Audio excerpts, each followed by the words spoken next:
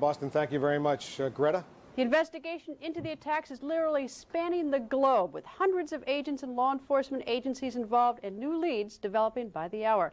For a look at the big picture, let's go now to CNN's justice correspondent, Kelli Arena in Washington. Kelli, give me an idea, big picture, how many people are involved in this investigation? The FBI says they have 4,000 special agents, 3,000 support personnel. That's not to mention the hundreds of people that work in the FBI labs working on this investigation around the nation. And they are pursuing, at last count, more than 2,000 leads. Now, when you talk about this investigation, a number of crime scenes, you've got Boston, you've got Newark, you've got Pennsylvania. Let me go through the different crime scenes and tell me what's going on. In Boston, what kind of investigation are they doing at the airport?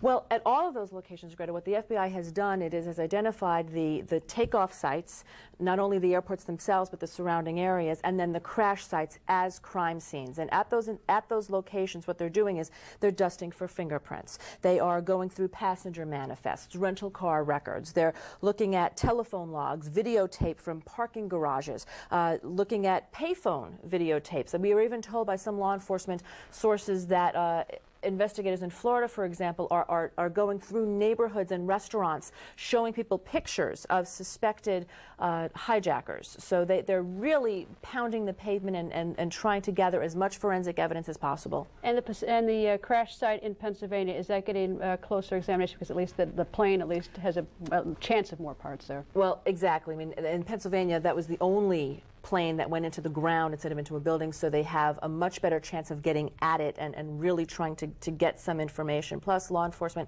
sources also tell CNN that the transponder on that plane was open for a period on that flight, so they may have information, at least air traffic control may have information directly from the cockpit on that flight. And as you know, Greta, we also have people who have called from not only the Pennsylvania flight but others, but specifically from Pennsylvania. We've heard from family members that have outlined the tragedy that went on that flight. Kelli Arena, thank you for joining me tonight.